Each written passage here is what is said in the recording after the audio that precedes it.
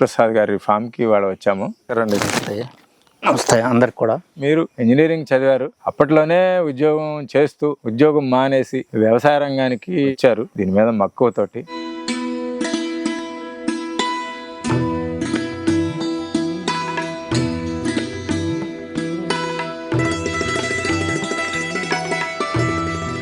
ఇవాళ ఏమైందంటే వ్యవస్థలో వ్యవసాయదారుడు అంటే పిల్లనివ్వని పరిస్థితి. ఆడపిల్ల ఖచ్చితంగా ఏం చూడాలి? నిజంగా సిటీలోకి వెళ్ళి ఉండటం అనేది మంచి అభిప్రాయమా? చదువుకున్న వారు వ్యవసాయంలోకి వచ్చి వ్యవసాయం పనులు చేసుకోవడానికి ఏమి మనం సిగ్గుపడాల్సింది, మన పని మనం చేసుకోవడానికి ఇబ్బంది లేదనేది మీ భావన? అవును, మేము ఇక్కడ ఉండేవాళ్ళం అండి. ఆవులు ఉండేవి, ఆవులు పాక కడగటం గానీ, చాప్ కట్టర్లో గడ్డి పెట్టడం గానీ, అలాంటి కూలీలు వస్తాయి. అప్పుడు వర్మి కంపోస్ట్ ఉండేదండి, దగ్గర ఉండి చేయించటం. అందరికీ నమస్కారం. బృందావనం గోశాల యూట్యూబ్ ఛానల్ కి మరొక మారు స్వాగతం. మీరు ఏ పనైనా సమర్థవంతంగా నిర్విఘ్నంగా సాగాలి అంటే 4 రకాల స్నేహితులు ఉండాలనేది శాస్త్రవాక్యం. అందులో ఒకటి ఆర్థికంగా బలమైన వారు మీకు కూడా ఉంటే మీకు ఎటువంటి ఆర్థిక ఇబ్బందులు లేకుండా ఆ పనిలో విజయం సాధిస్తారు.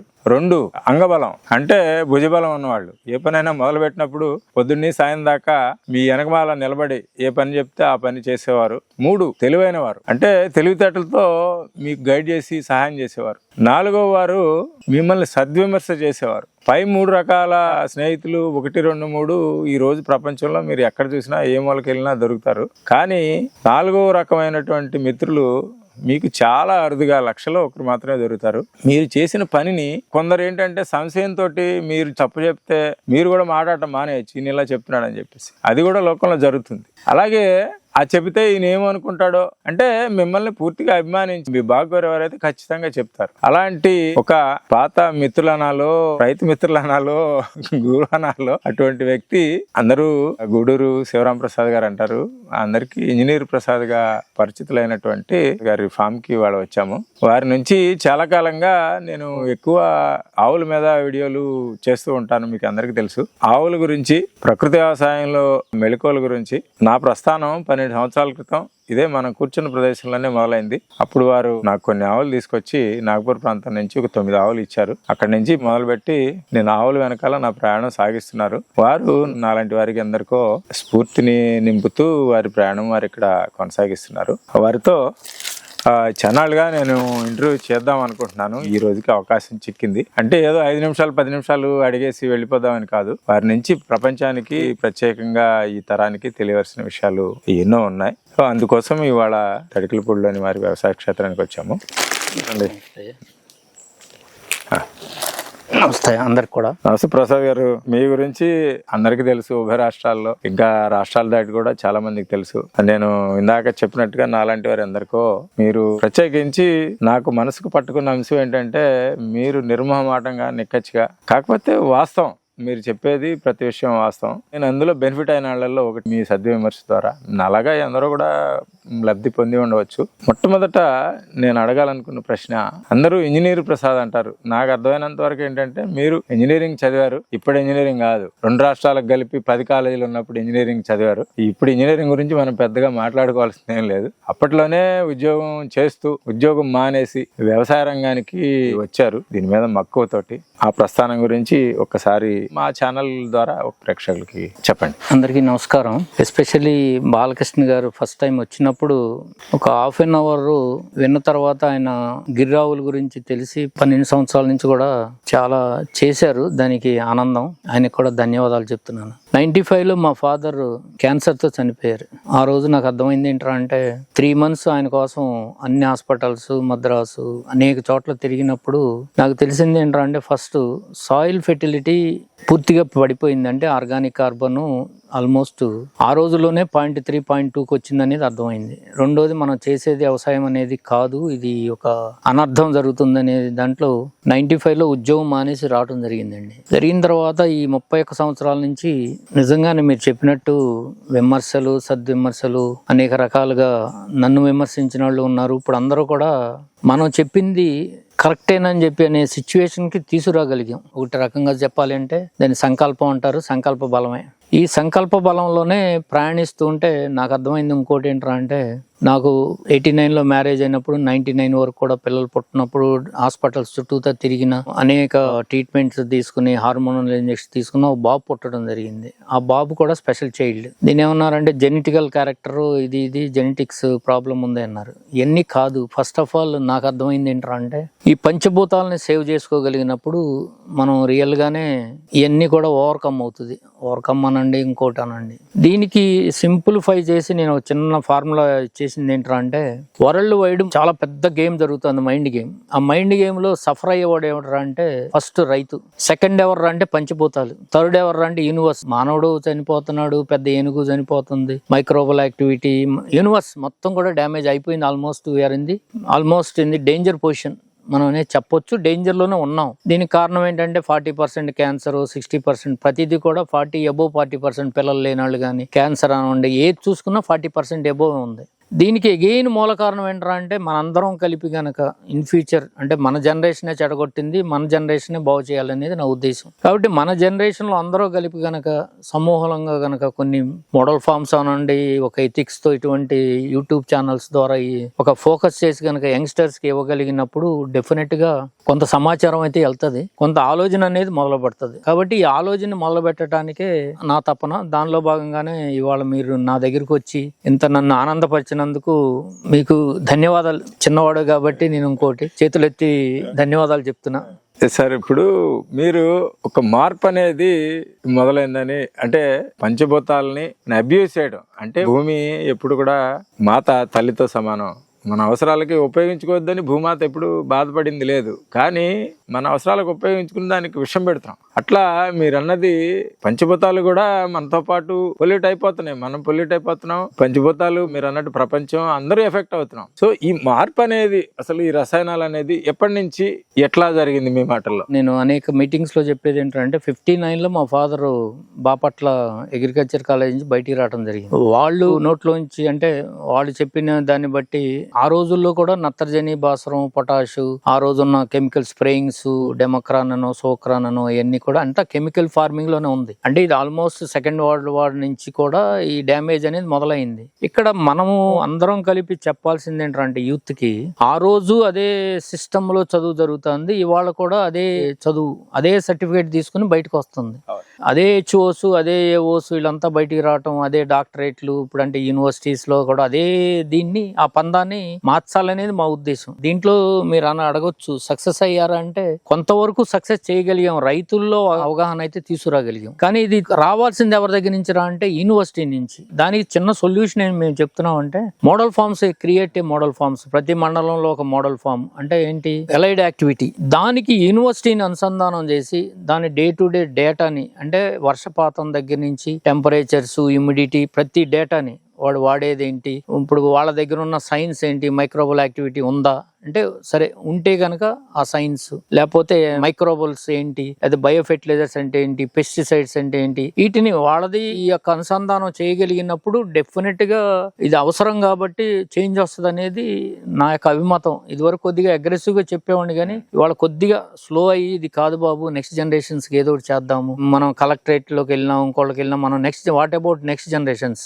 ఈ నెక్స్ట్ జనరేషన్స్ అనే పదం కూడా ఎందుకు వచ్చిందంటే, నాకు బాబు 99లో పుట్టినప్పుడు వాడు స్పెషల్ చైల్డ్ అంటే డౌన్ సిండ్రోమ్ బాయ్. వాడు పుట్టినప్పుడు 0.7% ఉన్నారు. ఇవాళ స్పెషల్ చైల్డ్స్, ఆర్టిజం అని ఇంకోటి అని, స్పెషల్ చిల్డ్రన్స్ అందరూ కూడా 11 to 16% లో ఉన్నారు, పెరిగారు. వేరేజ్ అంటే ఎంత పర్సెంటేజ్ పెరిగిందో చూడండి. వేరేజ్ ఇప్పుడు డబ్బు అంతా కూడా ఉన్నది, టెక్నాలజీ ఉందన్న అమెరికాలో కూడా ఆర్టిజం స్టూడెంట్స్ 21%కి వెళ్ళారు. కాబట్టి మనం పర్సెంటేజ్ ఆఫ్ నెగిటివిటీ గ్రోత్ అనేది ఉంది. నెగిటివిటీ గ్రోత్ అంటే ఏంటి, మనం ఏంటి ఆరోగ్యకరంగా ఉన్నామంటే లేము. ఇప్పుడు ఇక్కడ ఏమవుతుంది, ఆరోగ్యకరంగా లేము, ప్రేమలు తగ్గిపోతున్నాయి, అన్ని తగ్గిపోతున్నాయి. మళ్ళీ కంబైన్డ్ ఫ్యామిలీస్ రావాలంటే మళ్ళీ అగ్రికల్చర్ ఒక్క దారి. సో ఇప్పుడు అగ్రికల్చర్ సిస్టమ్ లో కూడా ఇదంతా బాగుపడాలంటే ఎలా బాగుపడుతుంది అంటే, సిస్టమ్, ఎడ్యుకేషనల్ సిస్టమ్.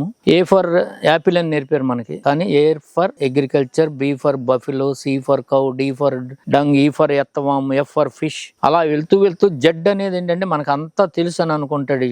ఇది మన education. But we don't know about anything అంటే జడ్ ఈస్ బిగ్ జీరో అంటే మనకి తెలిసింది శూన్యం. సో మళ్ళీ అగైన్ ఎక్కడ రావాలి, ఏ రావాలి అంటే అగ్రికల్చర్. అలాగే ఏ ఫర్ అగ్రికల్చర్ అని నేర్పుతున్నప్పుడు వాట్ ఈజ్ అగ్రికల్చర్ అనేది ఒక ఎడ్యుకేషన్ లో కానీ నెక్స్ట్ జనరేషన్ లో కానీ వచ్చినప్పుడు డ్యామేజ్ ఏం జరుగుతుంది అనేది కూడా ఇప్పుడు ఇక్కడ చూడండి సాయిల్ లో 0.3 0.1 నేను ఈ మధ్యన తమిళనాడులో విన్న 0.01 ఆర్గానిక్ కార్బన్ అంటే ఏంటి ఇక్కడ అవసాన దశలో ఉన్నాం లేదు. సో దాన్ని మన అందరం కలిపి ఇది ఒక రైతే బాగు చేస్తాడంటే రైతు వల్ల కాదు చేయలేడు కూడా. ఎందుకంటే రైతుకి ఇప్పుడు మాకే ఇంత అడ్డీల్స్ ఉన్నప్పుడు రైతు దగ్గరికి వచ్చి చెప్పేవాళ్ళు లేడు. ఈ సిస్టమ్ ను బాగు చేయాలంటే మన జనరేషనే మన అందరం కలిపి కనుక మీరు కూడా రిటైర్ అవుతున్నారు కాబట్టి నేను 64 ఏళ్ళు వచ్చింది కాబట్టి ఒక 10 ఏళ్ళు కనుక మనం ఇదంతా చేయగలిగితే డెఫినెట్ గా ఆంధ్రప్రదేశ్ లో ప్రజలు అర్బన్ వెళ్ళకూడదండి, రూరల్ లో ఉండాలి. వాడు హ్యాపీగా ఉండాలంటే రూరల్ లో ఉండాలి. అప్పుడు ఫ్యామిలీస్ అన్ని కూడా కంబైన్డ్ గా ఉంటది అనేది నా యొక్క దృక్పథం. ఆలోచించాలి. మన అందరం కూడా రెగ్యులర్ గా మనం మంత్లీ వన్స్ ఒక తోటలో పెట్టుకుని మనకున్న డైవర్సిఫికేషన్ కొంచెం థింకింగ్ అంతా కూడా ఒక లైన్ ఆఫ్ యాక్టివిటీలో ఒక వైఫైలో అంటే టెక్నాలజీని అన్నట్టు ఒక ఆలోచన విధానాన్ని తీసుకురాగలిగినప్పుడు డెఫినెట్ గా మనం నెక్స్ట్ జనరేషన్ కి ఏదో ఒకటి ఇవ్వగలం. మనకి ఉభయ రాష్ట్రాలు తీసుకుంటే ప్రధానంగా మెట్ట మాగాణి వ్యవసాయం సెగ్రిగేషన్లో మీ దృష్టిలో ఇవాళ రోజున మొదలుపెట్టి మెట్ట తర్వాత మాగాణి రైతులు ఎదుర్కొంటున్నటువంటి ప్రధానమైన సమస్యలు ఏంటి, వాటికి పరిష్కారాలు? ఒకటి అవేర్నెస్ అమాంగ్ ది ఫార్మర్స్ అంటే అసలు ఏంటి సస్టైనబిలిటీ. ఆ సస్టైనబిలిటీ అంటే ఏంట్రా అంటే ఫస్ట్ స్టెప్ రైతుకైనా ఎవరికైనా కావాల్సింది ఏంట్రా అంటే అరే నీకేం కావాలని అని అడిగితే ఏంటి స్థిరమైన ఆదాయం. ఆ స్థిరమైన ఆదాయం ఎక్కడి నుంచి వస్తుంది అనే దానికి మేము చిన్న ఎక్సర్సైజ్ చేసాం. అంటే first of all managements, input cost ఎలా తగ్గించాలి, వీటన్నిటికీ ఒక 5 మేనేజ్మెంట్స్ కింద విడగొట్టాము. మనం ఏది చెడగొట్టాము, సాయిల్ చెడగొట్టాము, దానికి సాయిల్ మేనేజ్మెంట్. రెండోది ఇప్పుడు ఇదివరకు 2 పంటలు 5 పంటలు విడివిడిగా ఉండేవి. అరటి అయితే ఒకటే పంట, కొబ్బరి అయితే ఒకటే పంట, మల్టిపుల్ క్రాపింగ్. దాన్ని ఏమంటున్నాం అంటే క్రాప్ మేనేజ్మెంట్ ఏంటి అనేది second system. Third one is major issue is ఇవాళ 72% వాటర్. మనకు కావాల్సింది 72% వాటర్, 6% ఎయిర్, 12% ఫుడ్. అందుకని థర్డ్ తీసుకుంది ఏంటంటే వాటర్ మేనేజ్మెంట్. ఇక మనకి ఫోర్త్ ఏంటంటే క్వాలిటీ. అసలు మనం ఏ పంట పండించినా క్వాలిటీ అనేది లేనప్పుడు మనకి స్థిరమైన ఆదాయం రాదు. ముందు మార్కెట్ ఉండదు, ఏదో ఒకసారి అరసారి ఉంటుంది. ఇక ఫోర్త్లోనే ఫస్ట్ క్వాలిటీ, సెకండ్ క్వాంటిటీ అంటే ఈల్డ్ ఎలా పెంచాలి. ఇక థర్డ్ వన్ ఈజ్ స్కిల్డ్ అంటే ఏంటి, డే టు డే మనం చేసే పనిలో ఇది ఒక పెద్ద కాన్సెప్ట్ అనేది కాదు. మన పెద్దలందరూ చేసింది ఏంటంటే ఆ స్కిల్లే ఉండబట్టే అతను వ్యవసాయం చేయగలిగాడు. ఇప్పుడు ఇక్కడ ఏమైంది, కెమికల్ ఫార్మింగ్ అని, ఆర్గానిక్ ఫార్మింగ్ అని, సస్టైనబుల్ ఫార్మింగ్ ఆ రోజుల్లో చేశారు మన పెద్దలందరూ కూడా. ఒక 50 ఏళ్ల క్రితం సస్టైనబుల్ ఫార్మింగ్ వాళ్ళు చేసిందంతా సస్టైనబిలిటీనే. 365 రోజులు పని ఉండేది, ఏదో పని ఉన్నప్పుడు అదే పని ఎలా చేయాలని తెలిసేది. ఇప్పుడు ఇవన్నీ కొత్త పంటలు, ఇంకో పంట రావడం వల్ల అసలు స్కిల్ అనేది ఎక్కడా లేకుండా రైతు దగ్గర పోయింది. దీనివల్ల ఏంటి, ఇన్పుట్ కాస్ట్ పెరుగుతుంది, లేబర్ కాస్ట్ పెరుగుతుంది, అన్ని అంటే input cost is nothing but అన్నీ ఉంటాయి కాబట్టి వాడికి నెట్ అమౌంట్ రియలైజేషన్ లేదు. ఇందాక చెప్పినట్టు ఏంటంటే ఒక మైండ్ గేమ్ లో ఫస్ట్ రైతుని ఎందుకు సఫర్ అవుతున్నాడు అని చెప్పానంటే ప్రతివాడు కూడా గెయిన్ అయ్యేది ఒక రైతు దగ్గర నుంచే. వరల్డ్ వైడ్ ఏదైనా చూడండి ఫస్ట్ బేసిక్ నీడ్ కావాల్సింది వచ్చేది రైతు నుంచే. గవర్నమెంట్ ఏమంటది, మినిమం ప్రైస్, మాక్సిమం ఎంఎస్పి అంటది, మినిమం సపోర్ట్ ప్రైస్. ఆ మినిమం సపోర్ట్ ప్రైస్ లో వీడేదో చేస్తాడు కానీ రైతు కష్టాన్ని తీసుకోడు. అసలు రైతు కష్టాన్ని ఎవడో తీసుకోవట్లా. అందుకు సఫర్ అయ్యేది రైతు. సస్టైనబిలిటీ. ఇక ఫైనల్ గా ఏంటంటే మన యొక్క వ్యవస్థలో నాకు తెలిసి 1% 2% కూడా వాల్యుయేషన్ ఏం జరగట్లా. ఏ పంట కూడా వాల్యుయేషన్ జరగట్లేదు రైతు స్థాయిలో. కంపెనీలు బాగుపడుతున్నాయి, రైతు స్థాయిలో అది అవేర్నెస్ తక్కువ ఉంది. ఇప్పుడు వడ్లే ఉన్నది, వడ్లే ఎవడో అమ్ముకుంటున్నాడు, వీడి దగ్గర 30 రూపాయలు ఇస్తున్నాడు, 85 రూపాయలకి అమ్ముతున్నాడు, 55 రూపాయలు ఎవడో బాగుపడుతున్నాడు. Valuation and marketing. ఈ మార్కెటింగ్ కూడా సరైన వ్యవస్థ లేదు. ఇదిగో ఇది అనేది దీని మీద పోరాటం చేసి ఒక పామాయిల్కి మాత్రం ఒక మార్కెటింగ్ వ్యవస్థను కల్పించగలిగాం. మిగతా పంటలకి ఏ పంట కూడా ఇక్కడ ఉన్న లోకల్ పంటలకి లేదనమాట. ఇన్ ఫ్యూచర్ లో ప్రతి పంటకి కూడా గవర్నమెంట్ అందరూ కూర్చుని గనక మార్కెటింగ్ వ్యవస్థను గనక ఏర్పరిచి క్వాలిటీ ఆఫ్ ఓరియంటేషన్ ప్రాజెక్ట్ చేసి అప్పుడేంటి మార్కెటింగ్ వ్యవస్థ కూడా కావాలి అంటే ఏం చేయాలి, క్వాలిటీ ఉండాలి పంటలో. లాంగ్ రన్ కాన్సెప్ట్ లో అంటే హార్టికల్చర్ అవ్వచ్చు, ప్యాడీ అవ్వచ్చు, ఇంకోటి అవ్వచ్చు. దీన్ని స్ట్రీమ్ లైన్ చేయాల్సిన బాధ్యత గవర్నమెంట్ కి ఉంది, రైతు సమస్యలు కూడా ఉంది. ఇక్కడ ఇంకోటి లాస్ట్ అండ్ ఫైనల్ గా మేము 32 ఏళ్ల నుంచి పామాయిల్ అసోసియేషన్స్ లో కానీ తిరుగుతుంటే రైతు మాట వినటానికి రైతుతో ఒక అరగంట కూర్చునే ఆఫీసర్ గాని రాజకీయ నాయకుడు గాని ఒక లేడు. ఒక అరగంట ఒకే ఒక అతను తగిలింది ఏంటంటే ఇంత బెస్ట్ వెస్ట్ గోదావరిలో అంటే గ్రీన్ ఫీల్డ్ లో మేము బతుకున్నందుకు మాకు పామాయిల్లో కావు సంసారాలు మాత్రం ఒక్క రాజకీయ నాయకుడు మాత్రం చేసి పెట్టాడు. అంటే ఒకళ్ళని పొగిడినట్టు కాదు, చేసిన వాళ్ళ యొక్క మాటని మనం గుర్తించాల్సిన ఆవశ్యకత అయితే ఉంది. ఎవరు చేసి పెట్టారో వాళ్ళ పేరు చెప్పుకోవాల్సిన ఆవశ్యకత కూడా ఉంది. అంటే ఇక్కడ ఏంటి, స్ట్రీమ్ లైన్ లో మరి ఇంతమంది సీఎంలు ఉన్నారు, ఇంతమంది దీనిలో ఉన్నారు, ఇంకోళ్ళు ఉన్నారు. అసలు ఏది అవసరం, అసలు ఏ పంటకి ముందు మనం ఇది ఇవ్వాలి. కొబ్బరి ఉంది, ఇక్కడ ఏరియాలో కొబ్బరి ఉంది. కొబ్బరి నూనె వీరమాచినేని రామకృష్ణ గారు ఏం చెప్తాడు, కొబ్బరి నూనె మెడికల్ గా బ్రహ్మాండంగా పనిచేస్తుంది అంటారు. దాని మీద హైలైట్ చేసేవాడే లేడు గవర్నమెంట్ లో కానీ ఇంకోటి కానీ. పామాయిల్ ఉంది మనకి, నెక్స్ట్ పామాయిల్ కూడా ఆయుర్వేదంలో ఇది కూడా కొబ్బరి తర్వాత పామాయిల్ అని చెప్తున్నారు. కానీ పామాయిల్ తింటే ఇది అనేది మళ్ళీ ఏదో ఒక మైండ్ గేమ్ జరుగుతుంది. ఇక్కడ ఏం జరుగుతుంది, వీటన్నిటిని కూడా రైతు సస్టైన్ అవ్వాలంటే సమాజానికి చెప్పాల్సిన బాధ్యత అది గవర్నమెంట్ పరంగా, అంటే అఫీషియల్స్ పాలసీ మేకింగ్ లో చేయాల్సిన బాధ్యత వాళ్ళదేనండి. అది జరగట్లా. రైతుతో కూర్చోవాలి. మొదట్లో మీరు ఒక మాట చెప్పారు, అది సస్టైనబిలిటీ. అంటే మనం ఇప్పుడు పెట్టుబడి పెడుతున్నాము, రైతు శ్రమ ఉంది, ఫైనల్ గా ఇంత వచ్చింది ఆ ప్రోడక్ట్ అమ్మితే.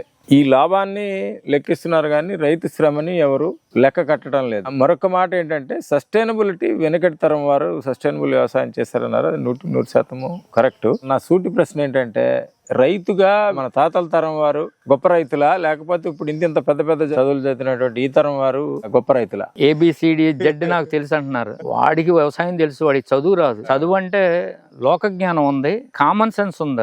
మన పూర్వీకులకి కామన్ సెన్స్ ఉంది. కామన్ సెన్స్ ని బట్టి వ్యవసాయం చేశారు. ఇవాళ సెన్స్ లేదు, కామన్ సెన్స్ లేదు, ఎడ్యుకేషన్ టోటల్ గా చెడగొట్టింది అనమాట. అది మాకు అర్థమైంది. సో ఈ common sense is nothing but మన బతుకు తెరువు. రెండోది ఇంకోటి ఏంట్రా అంటే, నాకు బాగా అర్థమైంది ఏంట్రా అంటే, రైతు తన స్వలాభానికి పనిచేయట్లే, సమాజాన్ని ఉద్ధరిస్తున్నాడు తను. కానీ రైతును గుర్తించట్లా. ఇది జరగాల్సింది. రైతును గుర్తించాలి. గుర్తించినప్పుడు ఆటోమేటిక్ గా రైతుని పిల్లనిస్తారు. రెండోది, రైతు కూడా ఒక మానవుడే కదా, మనిషే కదా. రైతుని అసలు పెళ్లి చేసుకోకూడదు. ఫ్యామిలీస్ లో వచ్చిన ఆడపిల్లలు కూడా ఏంటి, వాళ్ళ ఫాదర్ రైతు అయినా సరే ఆ అమ్మాయి చదువుకున్నది ఆ రైతు యొక్క భూమి నుంచే కదా చదువుకున్నది, అక్కడికి వచ్చిన దీన్ని బట్టే కదా సస్టైన్ అయింది అమ్మాయి. సో ఆ అమ్మాయి కూడా నాకు ఉద్యోగస్తుడు కావాలంటున్నారు. అది విచిత్రం. ఈ విచిత్రమైన ఒక పరిస్థితి అనండి, లేకపోతే విషవాలయం అనండి, ఈ విషవాలయం నుంచి బయటపడాలి అందరూ కూడా. ప్రసాద్ గారు, బాగుంది. ఇప్పుడు మనము మాట్లాడుకున్నాం కదా సాగ్రిగేషన్. ఇప్పుడు మెట్ట ప్రాంత రైతులకి కొన్ని సమస్యలు ఉన్నాయి. ఇట్లా అంటే మీరు అన్నట్లు మార్కెటింగ్, కూలీలు దొరకపోవటం, ఇట్లాగా గవర్నమెంట్ సపోర్ట్ లేకపోవటం, ఇట్లాంటివన్నీ ఉన్నాయి. మీరు చెప్పారు కొన్ని పామాయిల్లో కొన్ని సమస్యలు పరిష్కారం అని. అలాగే కొబ్బరిలో ఏదో ప్రయత్నం జరుగుతోంది. ఈ మధ్య ఇదిగో ఒక్క అనేది కొన్ని ప్రాంతాల్లో వేసుకుంటూ వస్తున్నారు. ఇట్లాగా స్పెసిఫిక్ గా నాకు మనం ఎక్కడికి వెళ్ళి ఏ మూల తీసుకున్నా కూడా 2 వర్షాధార భూములు ఉన్నాయనుకోండి, అయినా కూడా మాగాణి, మెట్ట ఎక్కువ సాగు అవుతున్నది. మెట్ట అయితే బోర్లు ఆధారంగా అవుతున్నాయి, చెరువులు బోర్ల ఆధారంగా. మాగాణి అయితే మన delta, Krishna delta, Godavari delta కాలువల ఆధారంగా జరుగుతుంది. ప్రధానంగా మీరు ఇప్పుడు చెప్తున్నటువంటి మేనేజ్మెంట్ ప్రాక్టీసెస్ అందరికీ కూడా అనుకూలంగా, అంటే అందరూ కూడా ఫేస్ చేస్తున్న సమస్యలని జనరల్ గా చెప్పారు మీరు. ఈ ప్రణాళికతో ముందుకు వెళ్తే కొంత సస్టైనబిలిటీ అనేది వస్తుంది, స్థిరమైన ఆదాయం అనేది రైతుకు రావాలి అనేది ఉద్దేశంగా చెప్పారు. నేను అనేది ఏంటంటే, ఇప్పుడు ప్రధానంగా మాగాణి అని ప్రత్యేకంగా ఎందుకు అంటున్నానంటే, నాకు తెలిసి గోదావరి డెల్టా, కృష్ణా డెల్టా ఇంచుమించుగా ఒక 175 సంవత్సరాల నుంచి మా తాతగారు అనేది ఏంటంటే, ముందు గోదావరి డెల్టా, తర్వాత కృష్ణా ప్రకాశం బ్యారేజీ. 1 సంవత్సరం 2 సంవత్సరాల తేడాతో ఈ 2 కూడా కాలువలు వచ్చినాయి అనేసి అంటారు. వాటికి ముందు అసలు ఈ పొలాలన్నీ ఎలా ఉండేవి? అప్పటికి నాకు ఆ ప్రశ్న అడగాలనే ఆ వయసులో ఆయన నాకు ఈ విషయం చెప్పారు. కానీ నాకు ఎవరు పెద్దలను అడిగినా అంత ముందు ఏం ఉండి ఉంటాయి, ఏం మెట్ట భూములే కదా అవి, ఏం వ్యవసాయం చేసేవారు అంటారు మనం అట్లీస్ట్ ఊహించుకోవటానికి. అప్పుడు ఈ రాగులు ఎక్కువ పండేయండి ఇక్కడ అంతా కూడా. మనం ఇప్పుడున్న మిల్లెట్స్ అంటున్నారు కదా, అవన్నీ పండేయి. ఒక పూట తినేవాళ్ళు, ఒక పూట ఏమో పస్తుండేవాళ్ళు. ఈ యొక్క వరి వచ్చిన తర్వాత ప్లస్ అప్పుడు కూడా నాకు తెలిసి పస్తులున్న రోజులు చాలా ఉన్నాయండి రైతులు. నాకు తెలిసి 59, 60, 70, అంటే నాకు వదిలిసింది 65లో వదిలిసింది. 65 నుంచి నేను ఒక 5-6 ఏళ్ళు అయితే మా విలేజెస్ లో ఉన్న, మాది గన్నవరం దగ్గర పురుషోత్పట్నం, ఆ సరౌండింగ్స్ లో కూడా కొన్ని విలేజెస్ లో భోజనాలు ఉండే కదా, ఒక పూట తిని పడుకున్న రోజులు కూడా ఉన్నాయి. గంజి తాగడం, జమీందారులకు మాత్రమే వరి అన్నం ఉండేది అనేది విన్నాను నేను. ఇప్పుడు ఆ గంజి తాగటం, ఇప్పుడు ఇవాళ కూడా దాని ఏమంటారు, స్టార్ వాటర్స్ లో గంజి అమ్ముతున్నాడు 100-150 రూపాయలకి. సో గంజి దాగి బతికారంటే వాళ్ళు అంత స్ట్రాంగ్ గా ఉన్నారు. ఇప్పుడు ఇక్కడ ఏంటంటే 2 విషయాలండి. గాలి నీటితో బతికిన వ్యవస్థ మనం చూసాం, నేను చూసా. అంటే ఇప్పుడు ఋషులు వీళ్ళందరూ కూడా గాలి నీరుతోనే ఎక్కువగా ఇదవుతుంది కదా. కానీ మన యొక్క విజ్ఞానం ఎటు వెళ్ళిందిరా అంటే నువ్వు పొద్దున్నే లేకంగానే ఇడ్లీ తినకపోతే 20 సార్లు తినకపోతే కుదరదరా అనే స్టేజికి ఈ విజ్ఞానాన్ని తీసుకెళ్లిపోయింది ఈ సమాజం. అదే నేను అనేది ఆ మైండ్ గేమ్ లో పడిపోయి సమాజం ఫైనల్ గా ఎవర్రా అంటే పోయేది అందరూ పోతున్నారు. ఫస్ట్ ఆ ఎఫెక్ట్ అంతా కూడా ఎక్కువ తినాలంటే ఎక్కువ పంట కావాలి. ఇప్పుడు మా సైంటిస్టులు చాలా మంది సీనియర్ సైంటిస్టులు అంటే నా వయసులో ఉండాళ్ళు, ప్రసాద్ గారు మీరు నత్రజని భాస్వరం వాడపోతే ఆహారపు కొరత వస్తుంది కదండి, ఆహారపు కొరత గ్రీన్ రివల్యూషన్ లేకపోయినా ఇప్పుడు మాకు 2005 నుంచి నేనేం కెమికల్ వాడలే ఇక్కడ. అయినా సరే మోర్ దాన్ దట్ నాకు 12 టన్నులు పండింది, 14 టన్నులు పండింది పామాయిల్, కొబ్బరి ఉంది. ఇవాళ మీరు చూస్తే 200 కాయ కూడా ఉంది. అంటే ఇక్కడ ఏమి లేదు, simplify thing is mind game. ఈ మైండ్ గేమ్ లో పడిపోయి కార్పొరేట్ వ్యవస్థ నష్టపోతుంది, రైతు నష్టపోతున్నాడు. వీటి ఎఫెక్ట్ ఏంటంటే పంచిపోతాలు. ఈ మీడియా కూడానండి. ఇప్పుడు కిష్టప్ అనే ఆయన కర్ణాటకలో ఉన్నారండి. ఆయన చాలా సస్టైనబుల్ ఫార్మింగ్ చేస్తున్నాడు, కాదని లేదు. ఇప్పుడు మన దగ్గర మీలాంటి వాళ్ళు చుట్టూ చాలా మంది ఉన్నారు. ఎవరు వచ్చి ఇదిగో ఈ వాతావరణం నేను 12 ఏళ్ల క్రితం చూశాను, మళ్ళీ ఇవాళ వచ్చాను, భూమి ఎలా ఉంది, దీంట్లో ఎంత సేంద్రీయ కార్బన్ ఇంప్రూవ్ అయింది, వాతావరణం ఎలా ఉంది, రసాయనాలు వాడిని ఫామ్ చూసి ఇది చూస్తే నిజంగా ఇది ఒక అద్భుతమైన విషయం. దానికి ఎటువంటి అనుమానం లేదు. మనకేంటంటే రాంగ్ థింగ్స్ వెళ్ళకూడనివి సమాజంలో ఎక్కువ వెళ్తున్నాయి, వెళ్లాల్సిన విషయాలు వెళ్ళటం లేదండి. అది వాస్తవం. అది మీడియా కావాలి సార్. ఇది యూట్యూబ్ ఛానల్స్ ఏనండి. రెండోది ఏంటంటే మోస్ట్ ఆఫ్ ది పీపుల్ నాకు తెలియకుండానే నాకు శిష్యులు ఎక్కువ మంది ఉన్నారంట. ఎందుకంటే చాలా మంది చెప్తూ ఉంటారు, సార్ మేము 40 మొక్కలు వేసేసాం సార్, 3 ఏళ్ల క్రితం వేసేసాం సార్, మధ్యలో ఏ మొక్క వేయాలి. అందుకు నేనేం చెప్తానంటే నేను చేసింది ఫోన్ లో కంటే కూడా నా దగ్గరికి రండి. ఎవ్రీ సాటర్డే 2 to 5 ఒక కార్యక్రమాన్ని ఒక మనిషి వచ్చినా లేదా ఇద్దరు వచ్చినా 50 మంది వచ్చినా పెట్టాలనేది నా కోరిక. ఈ 2 to 5 అంటే ఇక్కడ ఏమవుతుంది, మనిషి మనం చెప్పాలనుకున్నది కూడా చేసి చూపించినప్పుడు అతను తొందరగా మారుతున్నాడు రైతు.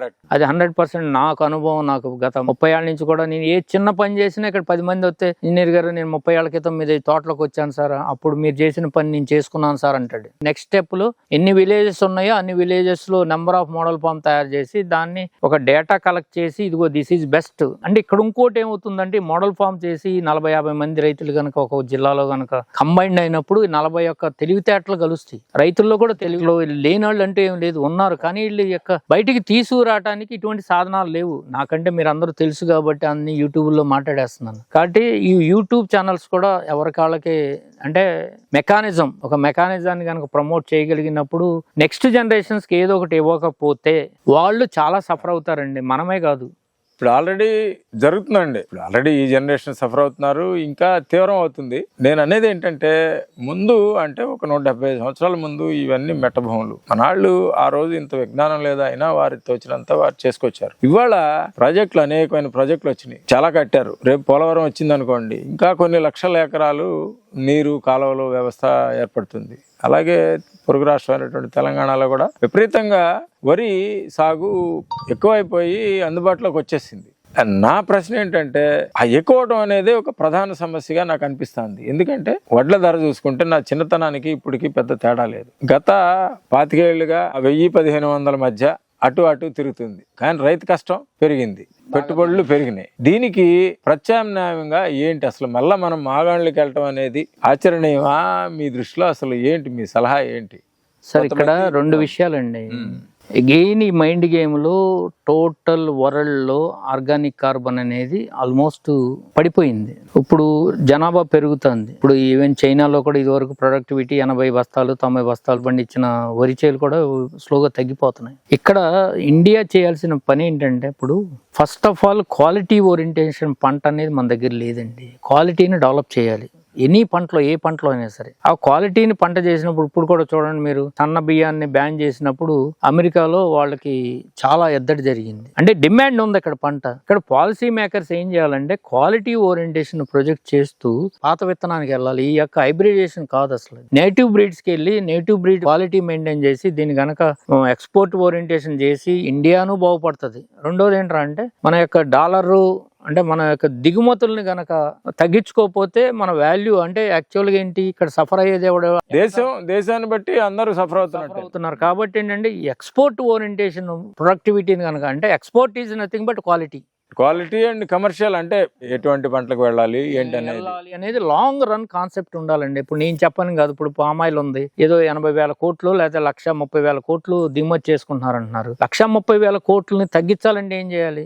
ఈవెన్ మాగాణుల్లో కూడా పంట పండుతుంది అనేది రైతులు నిరూపించారు. సో ఇప్పుడు కూడా వెళ్తున్నారా రైతులు? వెళ్తున్నప్పుడు అక్కడ కూడా ఇప్పుడు మీరే ఉన్నారు, తెనాలి ఏరియాలో ఒక కొబ్బరి వేస్తానంటున్నారు. కొబ్బరి వేసినప్పుడు ఏమవుతుంది? అక్కడ ఒక మోడల్ ఫామ్ తయారు చేయాలి. మీ దగ్గర నుంచి ప్రధానమైన ఉత్తి ఏంటంటే మోడల్ ఫామ్ తయారు చేయండి, యూనివర్సిటీ అనుసంధానం చేయమన్నా నేను. అంటే ఇక్కడ ఏంటి, వాళ్ళు మారాలి, రైతుకి కూడా నాలెడ్జ్ ట్రాన్స్ఫర్ జరగాలి, అందరూ మారాలి. వాళ్ళు మారాల్సిన అవకాశం చాలా ఉంది ఇప్పుడు. కాబట్టి ఏంటంటే మనందరం కలిపి కనుక ఏదన్నా చేయగలిగినప్పుడు డెఫినెట్ గా ఈ పంట ఆ పంట అనేది కాదండి, ఎక్స్పోర్ట్ ఓరియంటేషన్. మన పిల్లలు అమెరికా ఫ్లైట్లు వెళ్ళటం కాదు, ఇక్కడి నుంచి మన ఈ యొక్క ఏది పెద్ద పెద్ద ఎయిర్పోర్ట్ల నుంచి మనం పండించే వాల్యుయేషన్ పంట వాల్యుయేషన్ చేసిన తర్వాత, అంతేకాదు మామిడికాయ వెళ్ళటం కాదు, మామిడికాయని అగైన్ జ్యూస్ కింద కానీ పల్పు కింద కానీ ఏదో ఒకటి. అప్పుడు ఏమవుతుంది, ఇక్కడ 50 టన్నులు అయ్యేది 500 టన్నులు ప్రాసెసింగ్ చేసినప్పుడు 50 టన్నుల ప్రైసెస్ లో మనకి వాల్యుయేషన్ అయినప్పుడు నెట్ అమౌంట్ అప్పుడు ఏమవుతుంది, దిగుమతులు ఎగుమతులు గనక బ్యాలెన్సింగ్ అయినప్పుడు మన ప్రైస్ ఎప్పుడు రూపాయి వాల్యూ బలపడుతుంది. ఈ ఉద్దేశంతో లాంగ్ రన్. ఇంకోటి ఏంటి, మీరు అందరూ అర్థం చేసుకోవాల్సింది ఏంటి, ఈవెన్ కరోనాలో కూడా నిలబెట్టింది ఏంటి మన దేశాన్ని? వ్యవసాయమే. కానీ ఇవాళ కూడా ఇండస్ట్రియలైజేషన్ పాలసీ తీసుకొస్తున్నారు. ఒక పాలసీలో 10 ఏళ్ళు కంటిన్యూగా ఒక ఇండస్ట్రీ ఉందేమని చెప్పమానండి. ఎందుకంటే కొత్త టెక్నాలజీ వస్తుంది, మళ్ళీ ఈ యొక్క ఇండస్ట్రీ అంతా కూడా ఫెయిల్ అయినప్పుడు ప్లస్ ఈ ఇండస్ట్రీ యొక్క పొల్యూషన్ మళ్ళీ ఎవరి మీద చూపిస్తుంది? వ్యవసాయం మీద. ఫస్ట్ ఇండస్ట్రీ పెద్ద ఇండస్ట్రీ తీసుకొస్తున్నారు, పెడుతున్నారు. ఇప్పుడు కెమికల్ ఇండస్ట్రీస్ వచ్చినాయి, ఏమైంది? సో ప్రతిదీ కూడా ఇంపాక్ట్ ఎక్కడ పడుతుంది? పంచభూతాల మీద పడుతుంది. అంటే పంచభూతాలు అంటే నెక్స్ట్ జనరేషన్స్.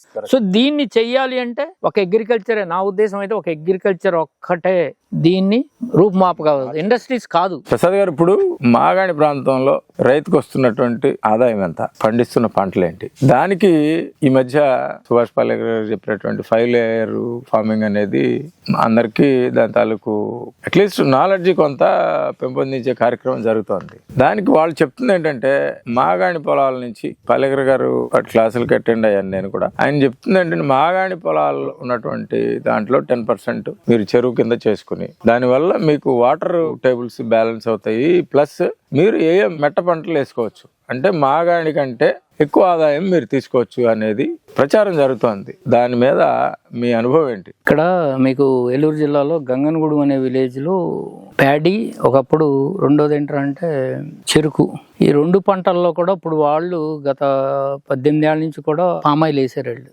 అంటే 57 మొక్కలు చొప్పున వేసారు.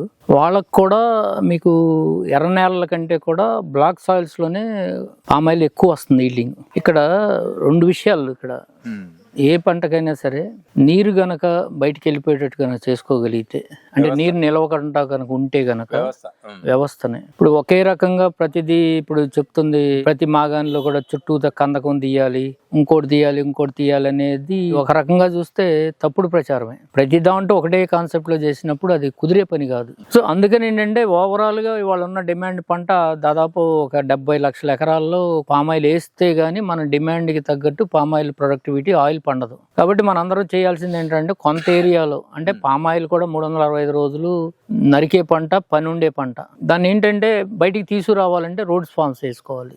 మాగాన్లో ఏంటంటే ఎక్కువ ఈ చెవు నుంచి ఆ చివరికి ఏదో ఒక రోడ్డు ఫార్మేషన్ అనేది ఉండదు, చాలా ప్రాబ్లమ్స్ ఉన్నాయి. వీటిని కనుక మనం ఓవర్కమ్ అవ్వగలిగితే, అంటే మనం ఈ యొక్క దీన్ని ఒక తోటలోంచి ఒక తోటలోకి రోడ్లు కనుక ఉండగలిగితే, ప్రతి 15 రోజులకు ఒకసారి నరికే విధానము, బయటకు వచ్చే విధానం కనుక ఉంటే మాగాని పొలాల్లో కూడా పామాయిల్ వేసుకోవచ్చు. మన జిల్లాల్లో కొన్ని జిల్లాల్లో ఇప్పుడు అదే జరుగుతుంది. మీకు తెలంగాణలో కూడా ఆదిలాబాద్ జిల్లా నుంచి మొత్తం అన్ని జిల్లాల్లో కూడా పామాయిల్ ప్రమోట్ చేస్తున్నారు.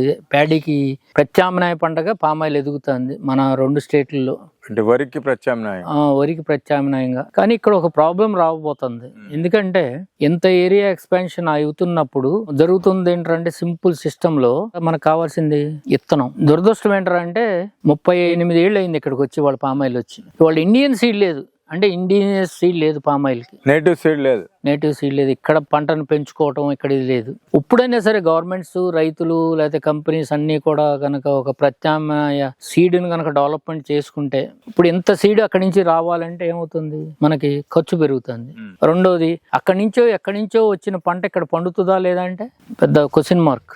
కొత్త హైబ్రిడ్ వంగడాలు తీసుకొస్తున్నారు. ఇవన్నీ కూడా మనకి సస్టైన్ అవుతాయా లేదా అనేది మాకు డౌట్ అనమాట. ఇప్పుడు ఈ డౌట్ లో ఏమవుతుంది, అక్కడ వాడు ఏదో ఇచ్చేస్తున్నాడు చేస్తున్నాడు మొక్క. రెండోది వాడైనా ప్రత్యామ్నాయ పంటని మనం దీన్ని అవుతున్నప్పుడు వాడైనా మనకు మంచి సీడ్ ఎందుకు ఇస్తాడు? ఇప్పుడు మనం ఆలోచించాల్సి నెగిటివిటీ. $2 నుంచి $3 ఖర్చు పెడుతున్నాడు. $2-3 ఒక్కొక్క విత్తనాన్ని ఖర్చు పెట్టి మనం ఫస్ట్ డే 1 నుంచే కనుక మనం కనుక ఇన్పుట్ కాస్ట్ పెంచుకుంటే, తెలియని మొక్కను తెచ్చేసుకుంటే, ఇప్పుడు అది తెలిసిన సీడ్ మన ఇండిజినస్ సీడ్ తయారు చేసుకుంది first step. Second step model farms లో కనుక యాక్టివేషన్ చేసుకున్నప్పుడు, అంటే ప్రతి ప్రాంతానికి ఒక మోడల్ ఫామ్ ఉండాలి, దానికి ఒక డేటా కలెక్ట్ చేసుకోవాలి, ఆ డేటాను బట్టి మనం అడుగులేస్తూ ఉండాలి. అంతేగాని ఇప్పుడు అంతా కూడా ఈ 35 ఏళ్ళ నుంచి కూడా సిస్టమ్ అంతా కూడా ఇదంతా కూడా రైతులు చేసుకున్న ప్రక్రియే. రైతు డెవలప్ చేసుకున్నాడు ఈ పామాయిల్ కానీ, కోకో కానీ, ఏ పంటనైనా. R&D కానీ ఏదైనా జరిగిందా అంటే ఇవాళ కూడా ప్రశ్నార్థకమే. ఏ R&D లేదు. అంటే 57 మొక్కలు ఏమన్నారు, మేమేమో 40 మొక్కలు వేసి అంతర పంటల కింద. ఇది కూడా ఎందుకు ఏమంటున్నాం అంటే 57 మొక్కల్లో నీకు 12, 8 టన్నులు 9 టన్నులు కూడా యావరేజ్ అవ్వట్లా. కానీ 40 పంటలు మంచి ఇత్తనం ఉన్నప్పుడు 12 టన్నులు యావరేజ్ తీసుకోవచ్చు. అంటే టన్నేజ్ పెరిగిందంటే క్వాలిటీ పెరుగుద్ది, క్వాలిటీ పెరిగిందంటే OER పెరిగినట్టే. మనకు మెయిన్ కావాల్సింది ఆయిల్ కదా, ఆయిల్ పెరిగినట్టే. ఇక్కడ రెండోది ఏంటంటే మన ఇన్పుట్ కాస్ట్ తగ్గుతుంది. 4 పంటలు ఇదివరకు 35 ఏళ్ల క్రితం పెద్ద సంస్థానాలు ఉండేవి. ఇప్పుడు అంతా కూడా ఇదివరకు 100లో 30 మంది 40 మంది చిన్న రైతులు ఉంటే వాళ్ళు 100లో 85 మంది చిన్న రైతులు ఉన్నారు. ఇక్కడ ఇప్పుడు ప్రధాన సమస్య ఏంటి? అగైన్ మీరు అన్నట్టు ఇందాక డిస్కషన్ లో, ఒకటి కూలి. అదే గనక 85 మంది గనక వాడి భార్యాభర్తలో వాళ్ళ పిల్లలో గనక కష్టపడి చేసుకోగలిగినప్పుడు, అదే కూలాడు చేయాలంటే 5 గంటలు పట్టుద్ది. అదే వీళ్ళు భార్యాభర్తలు ఉన్నారు అనుకుంటే గంటలో చేసుకోగలరు, సొంత పని కాబట్టి. రెండోది వీడు 365 రోజులు తోటలోకి వెళ్తాడు. ఈ మల్టిపుల్ క్రాపింగ్ ప్యాటర్న్ ఉన్నప్పుడు 365 రోజులు తోటకి వెళ్తాడు. రెండోది క్వాలిటీ పంట మనం అలవాటు చేయగలిగినప్పుడు, అంటే ఇక్కడ మనం ఇందాక సిస్టమ్ చెప్పాం, క్వాలిటీ పంటకి ఇప్పుడు కోకోలో ఒకే క్వాలిటీ మెయింటైన్ చేసి క్వాలిటీ చేసినాడికి ఒకటే రేట్ వస్తుంది, క్వాలిటీ లేనాడికి కూడా అదే రేట్ ఇస్తుంది. అలా కాదు, ఏ రైతు అయితే క్వాలిటీ పంట పండిస్తాడో ఆ పంటలో కనుక క్వాలిటీ విధానాన్ని, ప్రైసింగ్ సెగ్రిగేషన్ జరిగినప్పుడు ఆటోమేటిక్ గా ఈ చిన్న రైతులు కూడా క్వాలిటీ ఆలోచిస్తాడు, పండిస్తాడు. డబ్బు వచ్చినప్పుడు ఎవడైనా పండిస్తాడు కదా. పండించినప్పుడు వ్యవస్థ 365 రోజులు ఇది డబ్బు ఉంటది, సమాజానికి క్వాలిటీ పంట వస్తుంది అని అంటారు కదంటారు. వాళ్ళ క్వాలిటీ పంట లేదు. మీరు ప్రతి దాంట్లో చూసుకోండి, ఈ మధ్యన పాలు, పసుపు, అల్లం ఏది చూసినా సరే దాంట్లో అడల్ట్రేషన్ అవుతుంది, అంటే కల్తీ జరుగుతుంది విపరీతంగా. కాబట్టి దీన్ని బట్టి ఈ డ్యామేజ్ని ఇచ్చేయాలి అంటే మల్టిపుల్ క్రాపింగ్ ఉండాలి.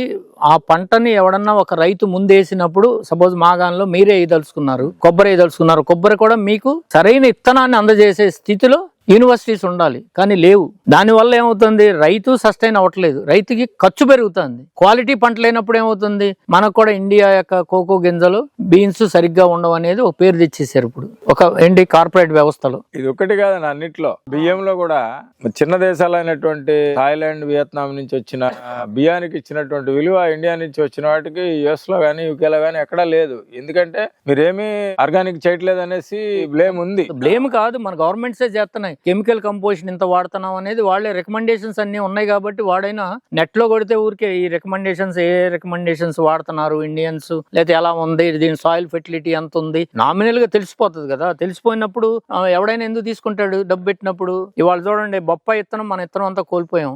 ఏ ఇత్తనం అయినా సరే వాళ్ళ ప్రతి దాన్ని కూడా ఇప్పుడు దీని ఏమంటారంటే కొత్త పంటలు వస్తున్నాయి, లోగాన్ అని ఇంకోటని, ఏదైనా ఇతర రాష్ట్రాలకు వెళ్ళి. ఇంకోటి మెయిన్ ఇష్యూ ఏంటంటే, మీ ఫోకస్ ద్వారా మీ ద్వారా చెప్పేది ఏంటంటే, కేరళలో 11 జిల్లాలలో రబ్బరు ప్రాముఖ్యత ఒక 80 ఏళ్ళు 90 ఏళ్ళు అది లీడ్ చేసింది. ఈ సింథటిక్ రబ్బర్ వచ్చిన తర్వాత ఇప్పుడు 11 జిల్లాల రైతులు సస్టైన్ అవట్లా. వాళ్ళు ప్రధాన పంటల కోసం, ఇంకో పంటల కోసం ఎత్తుక్కుంటున్నారు. అది కూడా ఎత్తుక్కొని ఇంకో స్టేట్ లో ఎత్తుక్కుంటున్నాడు, ఇండియాలో ఎత్తుక్కుంటున్నాడు కాదు. ఆడు బయటికి వెళ్ళి ఆ రైతులందరూ కూడా మేము కలిసినప్పుడు చెప్పేది ఏంటంటే, ఏమంటే మేము తైవాన్ వెళ్ళాము, లేకపోతే ఇంకో దేశం వెళ్ళాము, 5 తెచ్చామండి, ఈ 4 రకాలు ఉన్నాయని. అసలు ఈ ప్రధాన పాత్ర వహించేది ఎవరు అంటే రైతే. అందుకని నేను ఏంటంటే, రైతుగా నేను గర్వంగా చెప్పుకునేది ఏంటంటే, రైతు 100% రెస్పాన్సిబిలిటీ తీసుకుంటున్నాడు. కానీ ఇక్కడ R&D అనేది యూనివర్సిటీస్ లో జరగాలి, లేదా ఇంకోటి ఉన్నది వాడి దగ్గర నెగిటివ్ అప్రోచ్. అంటే మేము ఇప్పుడు 40 మొక్కలు ఏమంటే, ఇవాళ కూడా NRC national research centre oil palm వాడు 32 ఏళ్ళు అయింది అది పెట్టి. 32 ఏళ్ల తర్వాత కూడా ఈ స్పేసింగ్ లో ఏ అని చెప్తాను కదా నేను, ఏ స్పేసింగ్ మొక్క ఎలా ఇయ్యాలి అది కూడా వాళ్ళు చెప్పే పరిస్థితుల్లో లేరంటే మన దౌర్భాగ్యం ఏంటరా అంటే, పర్టికులర్ గా R&Dని మనం ఫస్ట్ ఫోకస్ మనందరం. అందుకని ఏంటంటే మోడల్ ఫామ్ తయారు చేసి R&D అందరూ కూడా మనం చేసుకోవాలని చెప్పి సమాచారం రైతుకు చేరటలా. ఏదైనా కూడా దానివల్ల ఏమవుతుంది, నష్టపోయేది ఎవడరా అంటే ఫస్ట్ రైతే. అగైన్ మైండ్ గేమ్ లో రైతు, లాస్ట్ గా పోయేది ఎవడంటే అందరూ. ఇది నేను ప్రధాన ఫోకస్ చేసేది ఏంటంటే రైతు ప్రతి విషయంలో కూడా రైతు నష్టపోతున్నాడు. ప్రసాద్ గారు, ఇప్పుడు కరెక్ట్ మీరు చెప్పింది, ప్రభుత్వాలు, వ్యవస్థలు, యూనివర్సిటీలు కానివ్వండి, ఇవన్నీ కూడా వెన్నుదన్నుగా నిలవాల్సినటువంటి అవసరం ఉంది ఖచ్చితంగా. వాళ్ళు ఎందుకంటే వాళ్ళే సబ్జెక్ట్ మ్యాటర్ ఎక్స్పర్ట్స్, మీకు అన్నిటి మీద అవగాహన ఉంది. కానీ వారికి ఒక కొబ్బరి మీద మనకి ఆంధ్ర ప్రాంతం తీసుకుంటే పరిశోధనా స్థానం ఉంది, దాని మీద బోల్డంతా రీసెర్చ్ జరుగుతోంది, బోల్డంత మంది ఎంప్లాయీస్ ఉన్నారు, దాని మీద బోల్డంతా R&D జరుగుతోంది. ఏ రకాలైతే మంచివి, ఏ రకాలు నిలబడుతున్నాయి, ఇట్లాంటివంతా కూడా. అలాగే ఇప్పుడు ఒక 5 లేయర్ మోడల్ అనేది, 5 లేయర్ ఫార్మింగ్ అనేది పాలేకర్ గారి విధానం చాలా మంది చెప్తున్నారు. ఇందులో ఈ పెద్ద మొక్కలు, కొబ్బరి మొక్క మధ్యలో ఒకటి పెట్టాలి, చుట్టూ మహావృక్షాలు ఈ పెట్టాలి, ఇలా బోధులు ఇలా తీయాలి అని చెప్పేసి. కాకపోతే నేను గమనించింది ఏంటంటే ఎక్కువ మంది రైతులు వేసలేరు. ఇది ఇంకా అంటే ప్రూవ్ అవ్వలే. దాని మీద ఆదాయాలు మాత్రం లక్షల్లో వస్తాయని చెప్తున్నారు, దాని మీద ఇంకా ప్రూవ్ అవ్వలేదు. దాని మీద ఏదైనా మీకు సమాచారం ఉందా? అలా కాకుండా మీరు ఏదైనా ఖచ్చితంగా మీరు చెప్తున్నారు ఇంత స్పేసింగ్లో కొబ్బరి ఇట్లా ఏదైనా కానీ, మీరు ఇందాక మాట్లాడినప్పుడు మీరు ఇంటర్ క్రాపింగ్ మీద చాలా సమాచారం మీ దగ్గర ఉంది. మీకు తెలిసింది ఏదైనా ఒక ఎకరంలో తీసుకుంటే ప్రాంతాన్ని బట్టి ఏ కాంబినేషన్స్ లో ఎటువంటివి వేయవచ్చు? ఇప్పుడు ఇదివరకు ఏంటంటే మనకు తెలిసింది పామాయిల్, కొబ్బరి, కోకో, నిమ్మ, అరటి, జీడి మామిడి. కానీ కాలానుగుణంగా ఏం జరిగిందంటే కేరళలో ఇన్ని పంటలు పండుతున్నాయి, మనం ఎందుకు తీసుకురాకూడదు ఇక్కడికి అనే పద్ధతిలో కొద్ది మంది రైతులు, అది కూడా ఏళ్ల మీద లెక్కేయచ్చు అనమాట. అటువంటి వాళ్ళు చేసినప్పుడు ఇక్కడ ఏం జరిగిందంటే డ్యామేజ్, మెయిన్ క్రాప్ ని ఎక్కువ పంట అంటే సపోజ్ మనకి 8 గజాలు 9 గజాలు అని చెప్పి 60 మొక్కలు 70 మొక్కలు కొబ్బరి వేసేసి ఉన్నాయి. ముదురు తోటలన్నీ కూడా ఆల్రెడీ కొందరు వేసున్నారు. దాంట్లో కొత్త పంటను ఎలా ఇన్సర్షన్ చేయాలి అని అంటే 5 లేయర్ మెథడ్కి వెళ్ళాలి అన్నప్పుడు ఇక్కడ జరిగిన డ్యామేజ్ ఏంటంటే ఫోటోసింథసిస్ అంటే పత్రహరితం తయారవకపోవటము, లేకపోతే ఇంకోటి సూర్యరశ్మి అవసరం అనేది అర్థమైంది ఇప్పుడు. అందుకని ఇప్పుడు మేము ఏం చేసామంటే ఒక చిన్న ట్రయల్ పాట్ కింద 57 మొక్కల బదులు 57 మొక్కల్లో ఇవాళ మనకి ఆంధ్ర రాష్ట్రంలో 6.25 లక్షల ఎకరాలలో పామాయిల్ ఉంది. కానీ ఇక్కడ జరుగుతుంది ఏంటి, హై డెన్సిటీ ప్లాంటేషన్ వల్ల 7-8 టన్నులు కూడా యావరేజ్ పంట పండట్ల, తగ్గుతుంది, దిగుబడి తగ్గుతుంది. రెండోది వాటర్ యూటిలైజేషన్ పెరిగింది. ఇప్పుడు మన వెస్ట్ గోదావరిలో ప్రతి సంవత్సరం కూడా 5 అడుగులు పడిపోతుంది వాటర్ టేబుల్. అందుకని మా ఉద్దేశం ఏంటంటే, ఒకటి అన్నదమ్ములు ఎట్ట కొట్టుకుంటున్నారో ఇది కూడా ఎక్కువ మొక్కలు ఉన్నప్పుడు దీని యొక్క లైటింగ్ కోసం గానీ ఆహారం కోసం గానీ ఎక్కువ కొట్టుకుంటున్నాయి దగ్గర. అంటే వేరు వ్యవస్థలో పోటీ పడుతుంది ఆహారం కోసం. అంటే రెండోది ఏంటి, సస్టైనబిలిటీ, పత్రహరితాన్ని తయారు చేసుకున్నప్పుడు ఈ యొక్క సన్లైట్ కోసం ఇది పెరుగుతుంది, గాలి వెలుతురు కోసం చెట్టు పెరుగుతుంది.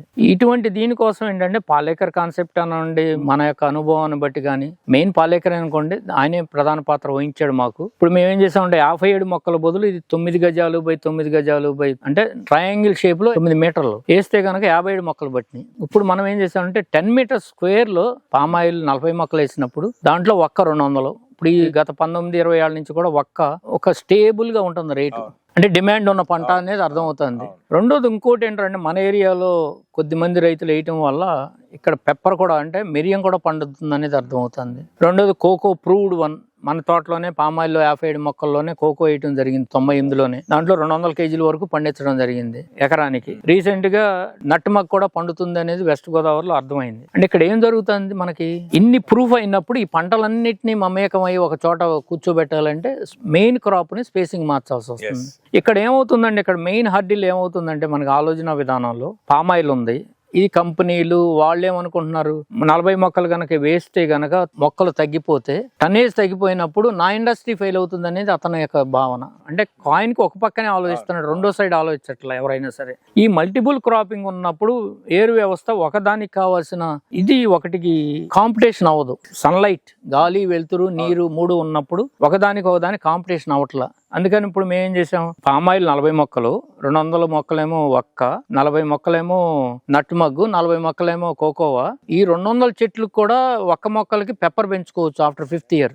సో పామాయిల్ కూడా ఇంత స్పేసింగ్ ఉన్నప్పుడు పామాయిల్ ట్రంక్ కి లాంగ్ పెప్పర్ పెంచుకోవచ్చు. మధ్యలో ఇంకా మేము ఇప్పుడు లేటెస్ట్ గా కాఫీ కూడా 4-5 తోటల్లో కొంతవరకు సక్సెస్ అయ్యాం. మేము ఆర్గానిక్ న్యాచురల్ ఫార్మింగ్ చేస్తున్నాం కాబట్టి కాఫీని కూడా ఇంట్రడ్యూస్ చేస్తున్నాం. అంటే ఇక్కడ ఎన్ని పంటలు అయింది, 7 పంటలు అవుతున్నాయి, 7-8 పంటలు. ఇంకా కింద ఇంకా ఫస్ట్ 3 ఇయర్స్ కూడా 4-5 ఇయర్స్ వరకు ఈ ఎన్ని పెరిగే వరకు కూడా మధ్యలో మనం కూరగాయలు వేసుకోవచ్చు, పసుపు వేసుకోవచ్చు, అల్లం వేసుకోవచ్చు. అంటే ఇక్కడ ఏంటి, పెద్ద రైతు అనేవాడేమో నాకు లేబర్ ఇండస్ట్రీ, ఇక్కడ మనం తీసుకునేది ఏంటి 100లో 85 మంది చిన్న రైతులు కాబట్టి వాళ్ళ ఫ్యామిలీలో ఆదాయ మార్గాలు ఉన్నాయి కాబట్టి మనకు కూడా క్వాలిటీ ప్రొడక్టివిటీ కావాలి కాబట్టి దీన్ని నేను ప్రపోజ్ చేస్తున్నా. 100లో 85 మంది చిన్న రైతులు కాబట్టి వాడు చేసుకుంటాడు కాబట్టి, రెండోది వాడు కూడా వాడి పిల్లలు కూడా మళ్ళీ బయటికి వెళ్ళి అర్బనైజేషన్ లో వాడు కూడా కాంపిటెంట్ అవడనమాట. ఎవడికి వ్యవసాయం చేయనాడికి ఎంప్లాయ్మెంట్ కావాలి, వ్యవసాయం చేసుకునేవాడికి అది ఒప్పుకుంటారా మీరు? బ్యాలెన్సింగ్ ఆఫ్ సిస్టమ్, ఈ సిస్టమ్ ఆఫ్ బ్యాలెన్సింగ్ ఏం చేయాలి మనం?